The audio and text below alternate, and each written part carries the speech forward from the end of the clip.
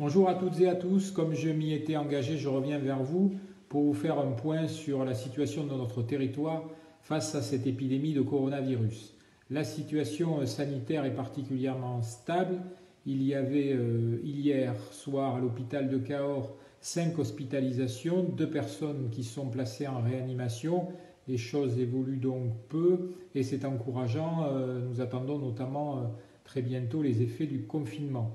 Sur nos EHPAD, il n'y a pas de cas avérés de coronavirus. La difficulté, elle est plutôt dans les relations difficiles entre les patients et leurs familles, puisque vous savez que les visites sont interdites. Mais je veux saluer l'initiative de l'association des familles de résidents qui ont travaillé avec les agents pour mettre en place des dispositifs numériques qui visent à préserver cet échange essentiel entre le résident et sa famille.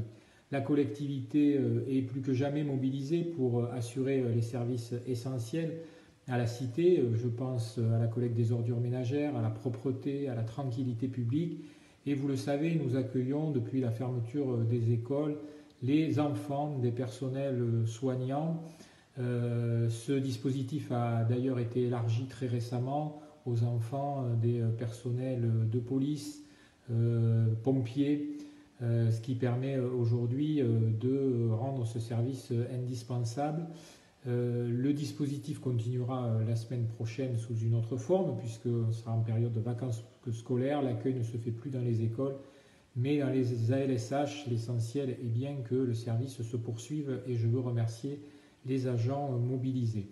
Nous sommes très attentifs à la situation des plus fragiles. Nous avons lancé ce réseau d'appels solidaires.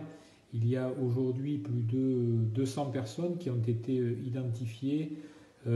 Chaque jour, les volontaires qui sont des agents ou des élus, qui sont au nombre de 90, appellent ces personnes pour les informer, pour les rassurer et puis pour favoriser la réponse à leurs besoins. C'est par exemple la problématique de livraison des denrées alimentaires et il y a une formidable mobilisation des associations, qu'elles soient sportives, qu'elles soient caritatives, des acteurs économiques également. Nous sommes là pour les accompagner et c'est par exemple ce que nous avons fait à la demande de la Croix-Rouge pour des livraisons sur les personnes les plus fragiles où nous avons mis à disposition des véhicules. Vous pouvez continuer à nous faire remonter l'identité de personnes qui auraient besoin de ce service. C'est en appelant le 05 65 20 88 06 que vous pouvez le faire ou par mail appelsolidaire@mairie-cahors.fr. Je sais que les officines de pharmacie sont également mobilisées. Je les remercie pour la livraison de médicaments. Nous sommes également attentifs à la situation des sans domicile fixe puisque les règles de confinement ont entraîné la fermeture de l'accueil de jour. Nous avons ouvert la possibilité d'avoir accès à des douches dans un équipement public avec évidemment un respect scrupuleux des gestes barrières pour protéger les agents mobilisés et puis évidemment ce public particulièrement fragile. Ce petit exercice de communication est également pour moi l'occasion de répondre à vos remarques, à vos interpellations.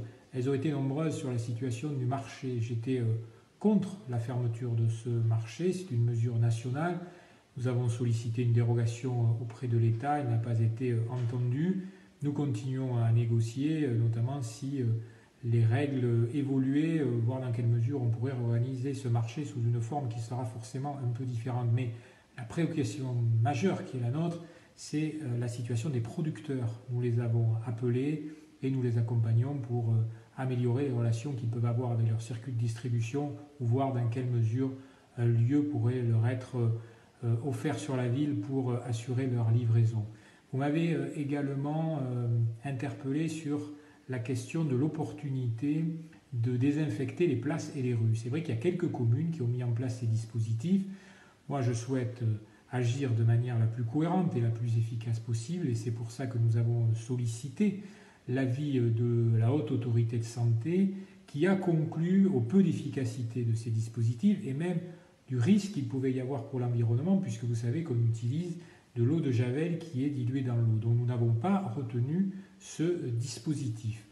Dans cette période si particulière, je me réjouis de voir à quel point le service public fait face. Il a été ces dernières années beaucoup décrié, beaucoup attaqué. Nous avons souhaité défendre le service public sur notre territoire. Et nous voyons à quel point, si la situation est plus favorable dans notre département qu'elle ne l'est ailleurs, ce n'est peut-être pas non plus un hasard. Nous devons bien avoir ça à l'esprit pour demain. Le service public, il est indispensable dans ces périodes difficiles. Je vous remercie de votre fidélité à ce petit rendez-vous.